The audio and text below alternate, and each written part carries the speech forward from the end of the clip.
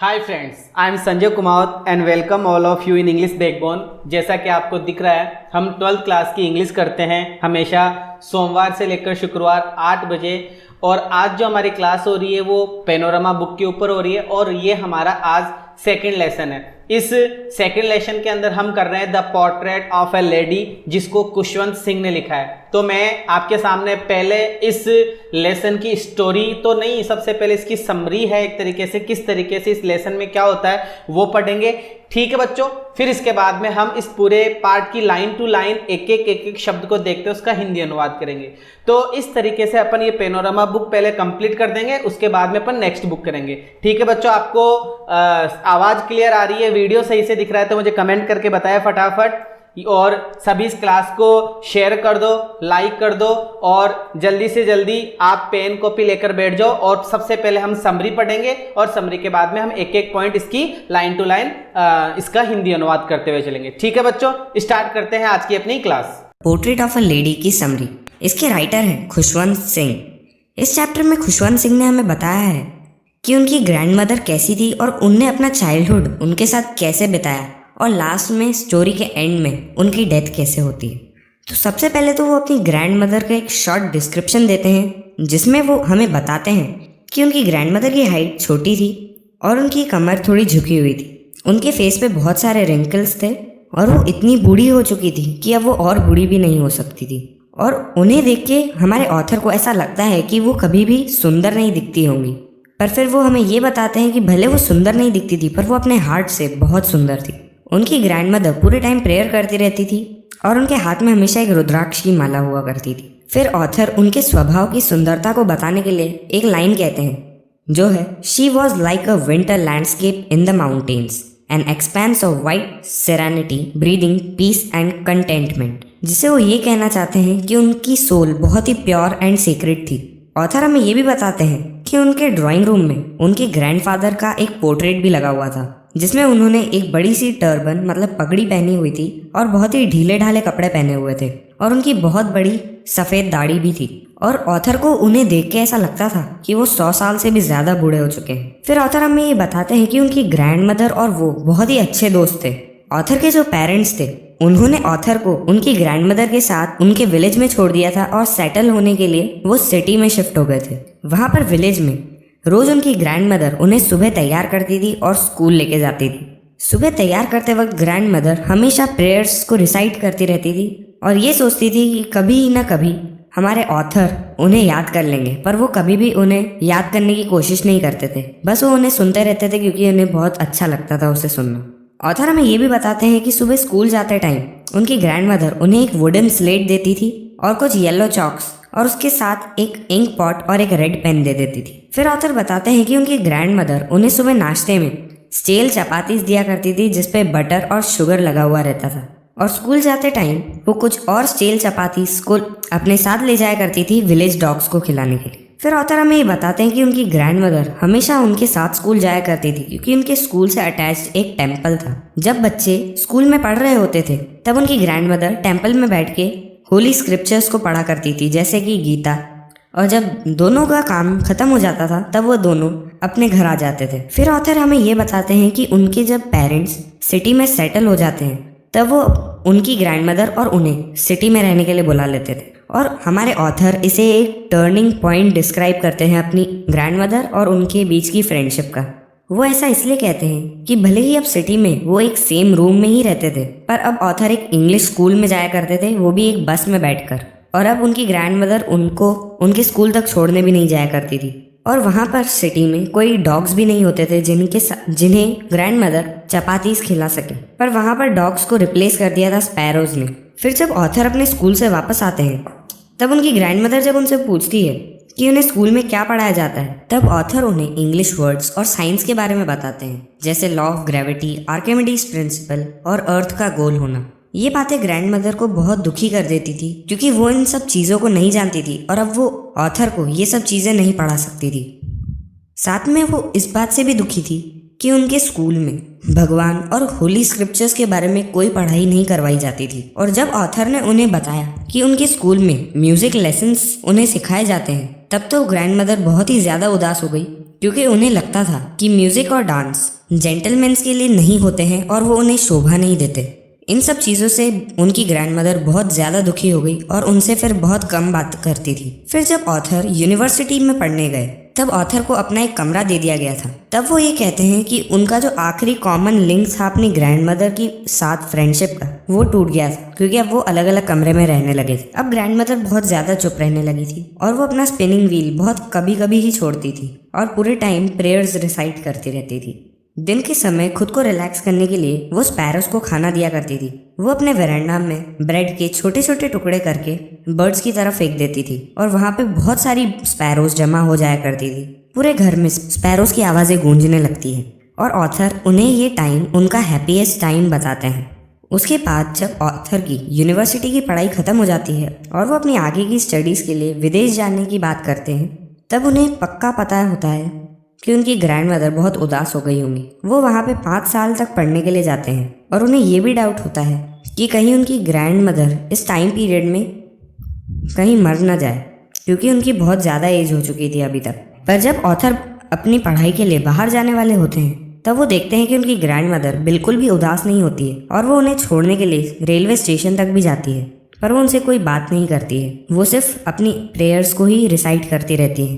फिर ऑथर बताते हैं कि 5 साल बाद जब वो बाहर से पढ़ के वापस आ जाते हैं तब वो अपनी ग्रैंडमदर को अपने स्टेशन पर मिलते हैं और वो ये कहते हैं कि उनकी ग्रैंडमदर 5 साल बाद भी एक दिन भी बूढ़ी नहीं लगती है और वो अभी भी कोई बात नहीं करती है। वो सिर्फ अपनी प्रेयर्स ही रिसाइट करती है और वो ये भी बताते हैं कि पहले जैसे ही उनके दिन का सबसे अच्छा समय वही होता था जब वो स्पैरोस को खाना खिलाया करती थी। उन्हें अपना घर बिल्कुल वैसा ही लग रहा होता है। पर उसी दिन शाम को वो बताते हैं कि उनकी ग्रैंडमदर पहली बार प्रे नहीं कर रही थी, बल्कि उन्होंने अपने नेबरहुड से कुछ वुमेन्स को बुलाया और एक पुराने ड्रम को बजाते हुए गाना शुरू कर दिया और इस तरह से उन्होंने उनका स्वागत किया। और ऑथर को ऐसा लगता है कि ये पहली बार ही होगा जब उनकी ग्रैंडमदर प्रे नहीं कर रही थी। उसके अगले ही दिन सुबह उनकी ग्रैंडमदर बीमार हो गई। डॉक्टर ने कहा कि उन्हें हल्का फीवर है और ये चला जाएगा, पर उनकी ग्रैंडमदर कहती है कि उनका अंत बहुत ही करीब है और उनके पास कुछ ही घंटे बचे हैं और वो अपने इस आखिरी समय में किसी से बात करके अपना समय खराब नहीं करना चाहती है और वो सिर्फ प्रे करना चाहती है। और वो जब पीसफुली अपने बेड पर लेटी हुई थी और प्रे कर रही थी तब एकदम से उनके लिप्स रुक जाते हैं और उनके हाथ से उनकी रुद्राक्षी माला गिर जाती है। तभी घर के लोग ये समझ जाते हैं कि अब वो नहीं रही। इसके बाद ऑथर उनकी फ्यूनरल का सीन डिस्क्राइब करते हैं जिनमें वो उनकी फ्यूनरल की सारी तैयारियां कर लेते हैं और शाम को वो उनके अंतिम संस्कार के लिए उन्हें ले जाते हैं। और ये भी बताते हैं कि शाम को जब वो उनकी डेड बॉडी को वहाँ से ले जाने वाले थे तब हजारों स्पैरोस वहाँ पर आकर फ्लोर पर बैठ गई, पर वो पहली बार कोई आवाज़ नहीं कर रही थी। ऑथर की जो माँ होती है उन्हें ये देखकर बहुत बुरा लगता है और वो ग्रैंडमदर की तरह ही ब्रेड के छोटे छोटे पीसेस स्पैरोस को दे देती है, पर स्पैरोस उन ब्रेड की तरफ ध्यान भी नहीं देती है और चुपचाप बैठी रहती है। और जब वो ग्रैंडमदर की डेड बॉडी को वहाँ से ले जाते हैं तब सारी स्पैरोस चुपचाप चली जाती है और अगले दिन सुबह सारे ब्रेड के पीसेस स्वीपर वहाँ से हटा देता है और ऐसे एंड होती है ये story the portrait of a lady. मैं ये समझ सकता हूँ बच्चों, आपको ये स्टोरी जो अभी आपने सुनी, स्टोरी आपको समझ में आ गई होगी जो हम कर रहे थे द पोर्ट्रेट ऑफ लेडी। अब लाइन टू लाइन हम एक्सप्लेनेशन देखते हैं, तो चलो स्टार्ट करते हैं। The portrait of a lady और इसके लेखक है खुशवंत सिंह। तो आइए शुरू करते हैं इस चैप्टर को। My grand mother like everybody's grand mother was an old women. तो मेरी दादी माँ, लेखक बोल रहे कि उनकी दादी माँ जो थी वो सबकी दादी माँ की तरह काफ़ी बूढ़ी थी। She had been old and wrinkled for the 20 years that I had known her। तो लेखक बोल रहे हैं कि वो उनको 20 साल से जानते हैं उनको, मतलब, और वो 20 साल से क्या है, वो उतनी ही बूढ़ी है और उतनी ही उनके चेहरे पे झुर्रियाँ है जितना कि वो पहले बचपन से जब 20 साल तक के हो गए हैं लेखक, तब तक वही उनका चेहरा वैसा ही है उनकी दादी माँ का। People said that she had once been young and pretty and had even had a husband। लोग कहते हैं कि वो एक ज़माने में क्या थी, यंग थी, जवान थी और प्रीटी, खूबसूरत थी, and had even had a husband, और उनका एक हस्बैंड भी था, पति भी था। But that was hard to believe, लेकिन लेखक के लिए ये विश्वास करना मुश्किल था कि उनकी दादी माँ का एक पति भी था। My grandfather's portrait hung above the mantelpiece in the drawing room. तो लेखक बोल रहे हैं कि उनके दादाजी के जो पोर्ट्रेट मतलब पिक्चर, उनका दादाजी का जो पिक्चर है वो टंगा हुआ है above the mental peace. Mental peace मतलब फायर प्लेस का ऊपर का जो जगह होता है उसको बोलते हैं मेंटल पीस। तो वहाँ पे उनके दादाजी का फोटो टंगा हुआ है इन द ड्राइंग रूम। ही वोर अ बिग टर्बन, वो एक बड़ी सी पगड़ी पहने हुए हैं, एंड लूज फिटिंग क्लोथ्स, और ढीले ढाले से कपड़े पहने हुए हैं। His long and white beard covered the best part of his chest and he looked at least 100 years old. तो उनकी जो लंबी लंबी और सफ़ेद दाढ़ी जो थी वो उनके चेस्ट को ढकी हुई थी और वो लगभग 100 साल बूढ़े लग रहे थे वो। He did not look the sort of a person who would have a wife or children. उनको देख के ऐसा नहीं लग रहा था कि उनका कोई पत्नी भी होगा या फिर कोई बच्चा भी होगा।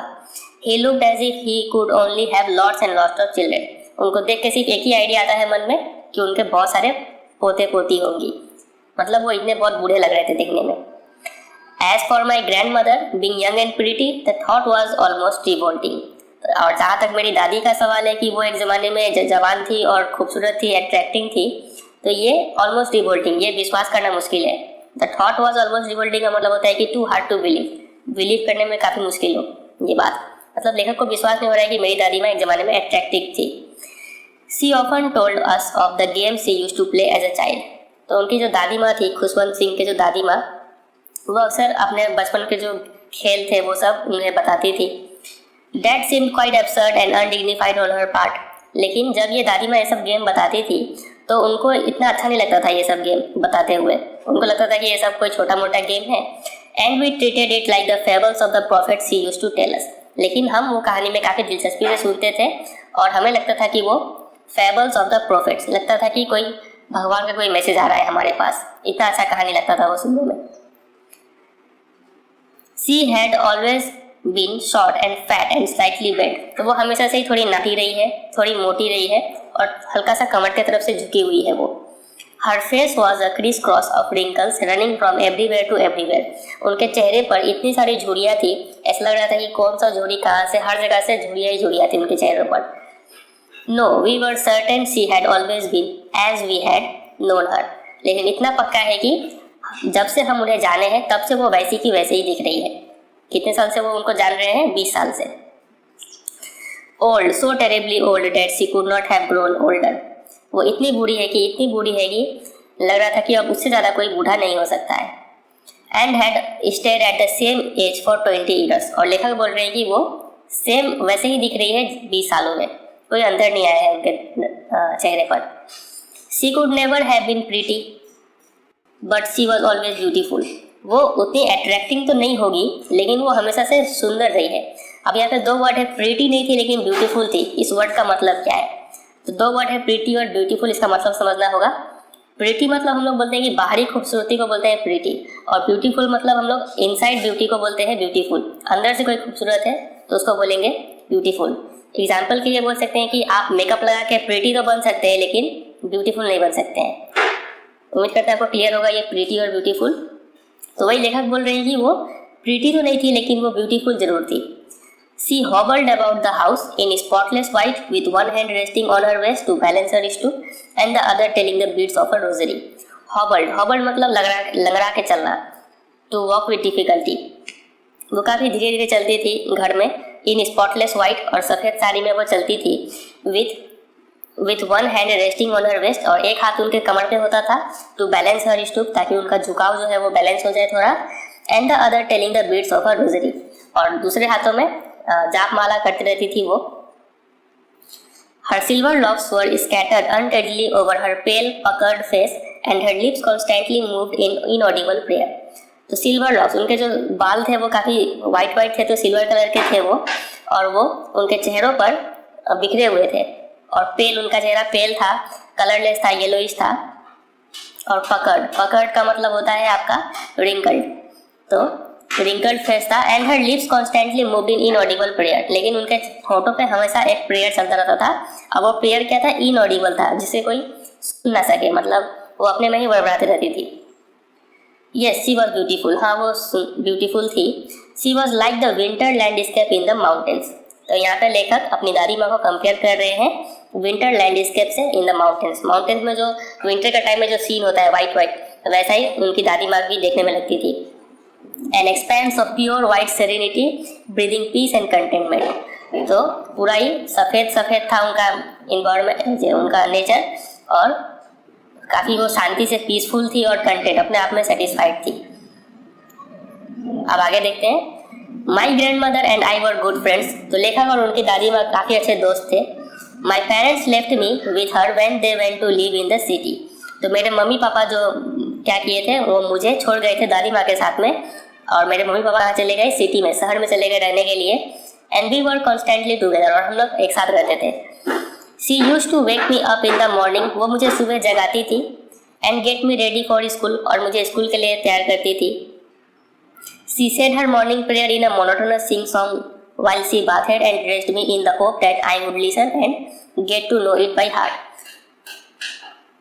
तो वो जब वो लेखक को नहलाती थी और उन्हें जब तैयार करती थी, तो वो क्या करती थी, मॉर्निंग प्रेयर को गाना गा के सुनाती थी। मोनोटोनस मतलब बोरिंग, वही बोरिंग तरीके से गाना गाती थी वो, और ये आशा में गाना गाती थी कि लेखक भी उसको सुनेंगे तो उन्हें याद हो जाएगा। लेकिन लेखक सुनते थे तो ज़रूर, लेकिन उसको याद नहीं करते थे। I listen because I love her voice. लेखक इसलिए सुनते थे उनकी गाना को क्योंकि उन्हें उनका आवाज़ काफ़ी पसंद था। But never bother to learn it, लेकिन उन्होंने कभी याद करने का कोशिश नहीं किया। Then she would fetch my wooden slate which she had already washed and plastered with yellow chalk, a tiny earthen ink pot and a red pen, tie them all in a bundle and hand it to me. उसके बाद वो क्या करती थी, नहा के तैयार करने के बाद वो करती थी कि वुडन स्लेट ला के देती थी, जो उन्होंने काफ़ी अच्छे से साफ़ किया होता है, और उसको प्लास्टर कर देती थी येलो चॉक के साथ में, और उसके साथ एक टाइनी अर्दन इंक पॉट, एक इंक का बोतल देती थी उनमें, और रेड पेन, एक रेड पेन देती थी। Tie them all in a bundle, सभी को एक बंडल में बांध कर हैंड इट टू मी, वो लेखक को दे देती थी। After a breakfast of a thick stale chapati with a little butter and sugar spread on it we went to school. तो उसके बाद उन्हें वो नाश्ता करते थे, दोनों जन मिलकर नाश्ता करते थे। नाश्ते में क्या होता था, स्टेल चपाती, मतलब रात का बना हुआ बासी चपाती होगा, तो एक लिटिल बटर के साथ में और शुगर के साथ में वो लोग नाश्ता करते थे। She carried several stale chapatis with her for the village dogs. और उनकी दादी माँ जो थी वो साथ साथ कुछ और भी स्टेल चपाती कुछ ले जाती थी अपने साथ में, ताकि जो रास्ते में जो कुत्ते लोग मिलेंगे उन्हें वो खिला पाए, उसलिए। तो उम्मीद करते हैं यहाँ तक आपको समझ में आ रहा होगा। अब आगे कंटिन्यू करते हैं। My grandmother always went to school with me because the school was attach to the temple. तो मेरी दादी माँ मेरे साथ हमेशा स्कूल जाती थी क्योंकि वो स्कूल जो था टेम्पल के साथ अटैच में था, पास ही में टेम्पल था। The priest taught us the alphabet and the morning prayer. और वहाँ के जो पंडित जो थे वो हमें अल्फ़ाबेट सिखाते थे और मॉर्निंग प्रेयर सिखाते थे। While the children sat in the rows on either side of the veranda singing the alphabet or the prayer in a chorus, my grandmother sat inside reading the scriptures। तो हम बच्चे लोग एक रो में बैठकर, एक लाइन में बैठकर वरंडा में हम लोग क्या तो अल्फ़ाबेट गाते थे या फिर प्रेयर गाते थे। कोरस मतलब सब मिलके एक साथ में गाते थे सभी बच्चे। और उतने समय तक उनकी दादी माँ जो थी वो इनसाइड बैठती थी, टेम्पल के इनसाइड, रीडिंग द स्क्रिप्चर्स, और कुछ किताब उताब पढ़ती थी वहाँ पर। When we had both finished, और जब हम दोनों का काम खत्म हो जाता था, we would walk back together, हम लोग दोनों वापस घर आते थे।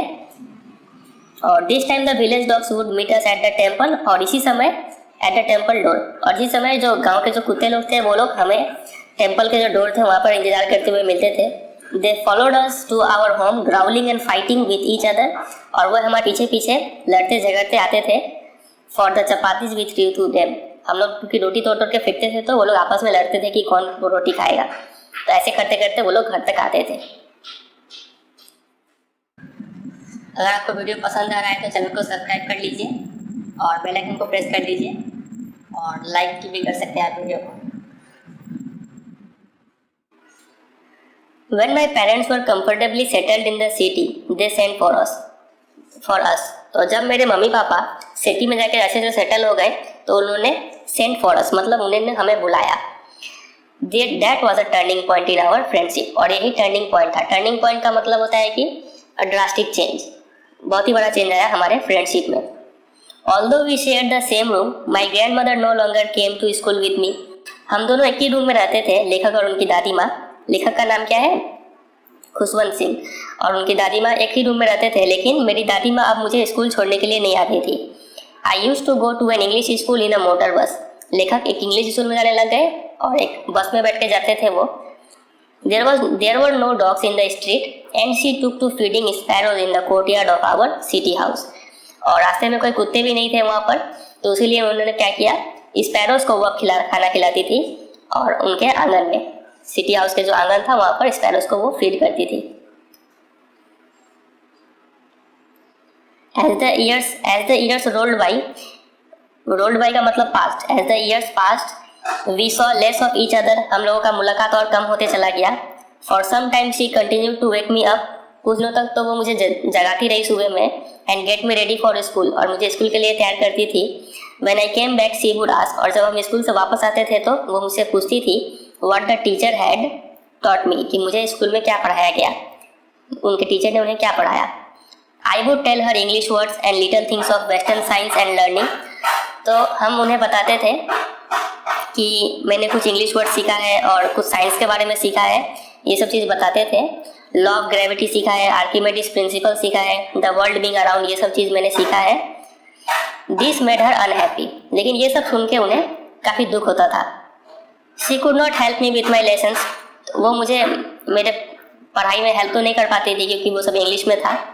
She did not believe in the things they taught us at the English school, और उन्हें ये सब इंग्लिश स्कूल के जो पढ़ाई थे उनमें उन सब में उनका विश्वास नहीं था।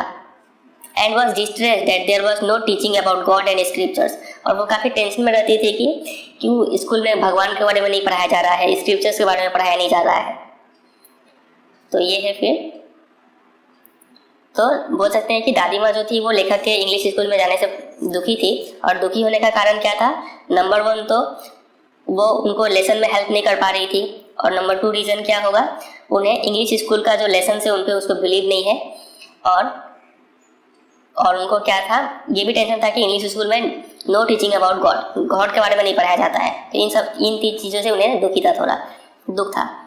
One day I announce that we were being given music lessons. तो एक दिन लेखक क्या करते हैं, दादी माँ को बोलते हैं कि हमें अब म्यूजिक लेसन सिखाया जा रहा है स्कूल में। शी वॉज वेरी डिस्टर्ब, इतना सुनते ही दादी माँ काफ़ी टेंशन में आ गई। To her music had lewd sensations, उनके लिए म्यूजिक का मतलब कुछ वल्गर होता है, अब असिस्ट बोल सकते हैं हिंदी में, उम्मीद करते हैं आप वल्गर वर्ड का मतलब जानते होंगे। It was the monopoly of harlots and beggars and not mean for gentle folk, उनके लिए ये जो म्यूजिक है वो वैश्या लोगों का काम है और बेगर्स लोगों का काम है, and not for gentle folk, एक सज्जन व्यक्ति के लिए म्यूजिक नहीं है, ये दादी माँ का ऐसा ख्याल था। She said nothing but her silence meant disapproval, उन्होंने कुछ नहीं कहा म्यूजिक का लेसन सुनने का बाद, बस, लेकिन वो जब कुछ नहीं बोलती है उसका मतलब ही क्या होता है कि वो निराश है, वहाँ पर डिसअप्रूव कर रही है। और बाहर थोड़ा नॉइज आ रहा है, आप थोड़ा इग्नोर कीजिएगा। She rarely talk to me after that, उसके बाद उनकी दादी माँ जो थी उनसे बात करना बहुत कम कर दी, बहुत ही रेयरली बात करती थी। When I went up to university, तो लेखक अब स्कूल पढ़ चुके थे और यूनिवर्सिटी में चले गए, मतलब कॉलेज में चले गए। I was given a room of my own, तब मुझे अपना रूम मिल गया, एक personal room. The common link of friendship was snapped, तो एक जो फ्रेंडशिप का जो एक ही जो कॉमन लिंक था वो था रूम, सिर्फ रूम ही तो दोनों शेयर करते थे, अब वो रूम भी छिन गया। तो वही तो common link of friendship was snapped, वो टूट गया वो link. My grand mother accepted her solution with resignation, solution का मतलब होता है कि लोनलीनेस, तो उन्होंने अपना अकेलापन को स्वीकार कर लिया बिना कुछ प्रोटेस्ट किए बिना। She rarely left her spinning wheel to talk to anyone, वो क्या करती थी, दिन भर चरखा चलाती थी और किसी से बात नहीं करती थी। फ्रॉम सनराइज टू सनसेट, सुबह से लेकर शाम तक। She sat by her wheel spinning and reciting prayers, वो चरखा चलाती थी और चरखा चलाते चलाते अपना प्रेयर्स को जाप करती थी। Only in the afternoon she relax for a while to feed the sparrows, और सिर्फ दोपहर में वो थोड़ी देर के लिए आराम करती थी और स्पैरोज को खाना खिलाती थी। While she sat in the verandah breaking the bread into little bits, hundreds of little birds collected around her creating a veritable bedlam of chirpings। तो जब वो बरंडा में बैठकर वो ब्रेड जो था उनका छोटा छोटा टुकड़ा करती थी, तो तब क्या होता था कि hundreds of little birds, लगभग बहुत सारे चिड़िया, 100 चिड़िया उड़ के आते थे और उनके आसपास बैठ जाते थे। क्रिएटिंग अ वेरिटेबल बेडलम ऑफ चर्पिंग्स, और काफ़ी ज़्यादा हल्ला शोरगुल कर देते थे वहाँ पर उनके आसपास में चर्पिंग से। Some came and perched on her legs, कुछ तो आते थे और पर्स मतलब सीट, और उनके पैरों पे बैठ जाते थे। अदर्स ऑन हर सोल्जर्स, कुछ तो स्पैरोज ऐसे होते थे जो उनके कंधों पे बैठ जाते थे। And some even sat on her head, और कुछ तो उनके सिर पर भी बैठ जाते थे।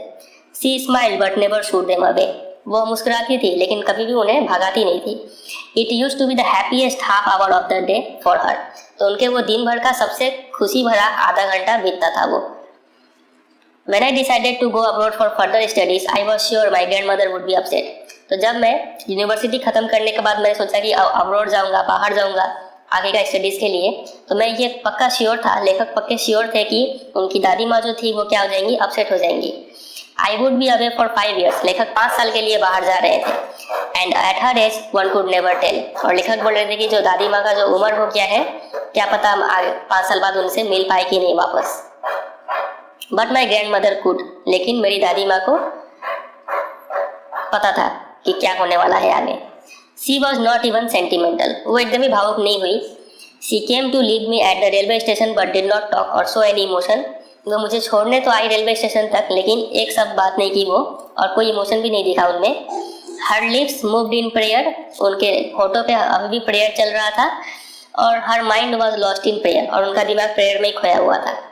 हर fingers were busy telling the beads of a rosary, और वो अपने उंगली से हमेशा माला के मोतियों को गिन रहे थे। Silently she kissed my forehead and when I left I cherish the moist imprint as perhaps the last sign of physical contact between us, और जो चुपके से क्या कि लेखक को चूम ली उनके कपार पर, और लेखक को काफ़ी ये पसंद आया, और वो सोचे कि चलो ये शायद लास्ट मॉइस्ट इम्प्रिंट होगा, मतलब जब किस करेंगे तो थोड़ा तो वह भीग जाएगा ना, तो वो फिर वही मॉइस्ट इम्प्रिंट लास्ट, लेखक सोचे कि चलो लास्ट टच था मेरी दादी के साथ में। But that was not so, लेकिन लेखक जैसा सोच रहे थे वैसा कुछ हुआ नहीं। आफ्टर 5 years आई केम बैक होम, लेखक 5 साल अब्रॉड पढ़ने का बाद वापस घर आ गए। And was met by her at the station, और लेखक आके दिखे कि दादी माँ अभी भी स्टेशन पे उनको रिसीव करने के लिए आई हुई है, मतलब वो अभी भी जिंदा है। She did not look a day older, और अभी भी वो उतनी ही पुरानी, उतनी ही बूढ़ी लग रही है जितना वो पहले थी, एक दिन भी ज़्यादा बूढ़ी नहीं लग रही है वो। She still had no time for words, और अभी भी उनके पास समय नहीं था बात करने के लिए। And while she clasped me in her arms I could hear her reciting her prayers, और जब वो दोनों एक दूसरे के गले मिले तो लेखक को सुनाई पड़ा कि अभी भी वो प्रेयर्स का जाप कर रही है वो। Even on the first day of my arrival, her happiest moments were with her sparrows, whom she fed longer with frivolous rebukes. और जब लेखक फर्स्ट डे जो थे वहाँ पर आए हुए थे, अभी भी वो दादी माँ क्या चीज़ में बिजी थी, स्पैरोज के साथ बिजी थी, और जिनको वो खिलाती थी, और फ्रिवलस रिब्यूक के साथ हल्का फुल्का डांटती थी, लेकिन लाइट हार्टेड, उतना दिल से नहीं, मतलब जा जा ऐसे करके डांटती थी बस चिड़िया लोग को।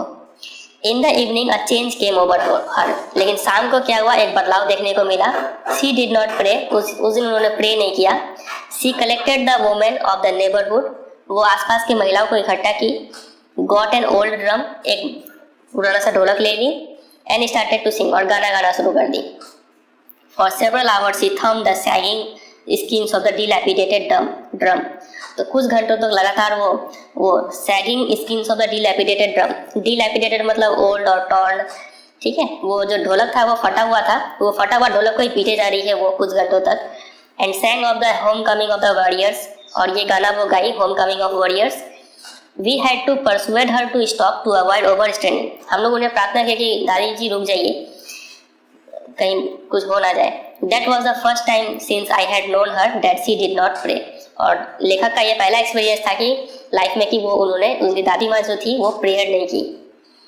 The next morning she was taken ill, अगली सुबह वो बीमार पड़ गई उनकी दादी माँ। It was a mild fever, काफ़ी हल्का बुखार था। And the doctor told us that it would go, और डॉक्टर ने बताया कि ये बुखार चला जाएगा।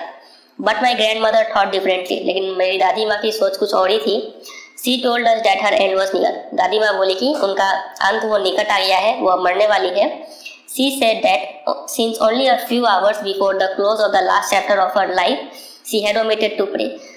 She was not going to waste any more time talking to us. तो उन्होंने, उनकी दादी माँ ने कहा कि चूंकि उन्हें मरने में अब कुछ ही क्षण रह गए हैं और वो प्रार्थना करना बंद नहीं कर सकती है, इसलिए वो बात करके टाइम वेस्ट नहीं करेगी और वो अब क्या करेगी, प्रेयर करेगी।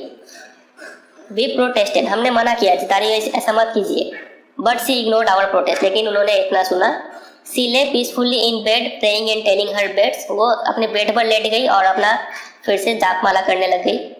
Even before we could suspect her lips stopped moving and the rosary fell from her lifeless fingers, और हमें इससे पहले कि हम कुछ समझ पाते, पता नहीं कब ना कब क्या हुआ, उनका होठ जो था वो मूव करना बंद हो गया और जो जाप माला जो थी वो उनके हाथों से गिर पड़ी। मतलब दादी माँ क्या हो गई, मर गई।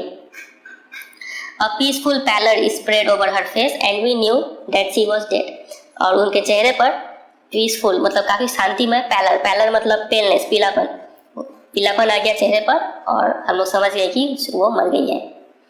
We lifted her off the bed, हम लोगों ने उन्हें बेड से उतार दिया, and as is customary laid her on the ground and covered her with a red shroud, और जैसा कि हम लोग का रीत है कि हम लोग उन्हें उतार के ग्राउंड पर रख दिए और उन्हें एक लाल कफन से ढक दिए।